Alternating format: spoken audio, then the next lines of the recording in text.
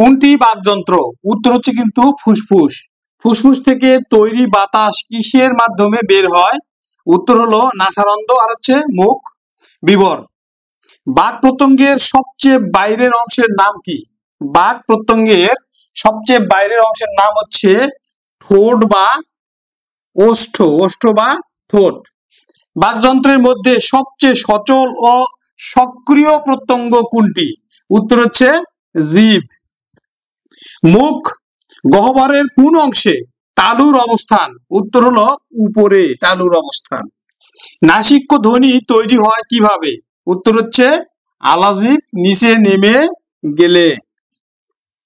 মুখ বিবরের ছাদকে বলা হয় কি? মুখ বিবরের ছাদকে বলা হয় তালু।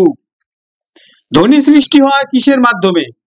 ধ্বনি সৃষ্টি হয় বাকযন্ত্রের মাধ্যমে বা বাকযন্ত্রের সাহায্যে। ধ্বনি উচ্চারণের উৎস কোনটি? ধ্বনি উচ্চারণের উৎস হচ্ছে ফুসফুস। ধ্বনি উৎপন্ন হয় কিভাবে? ধ্বনি উৎপন্ন হয় কিন্তু শ্বাস ত্যাগের মাধ্যমে। নমস্কার।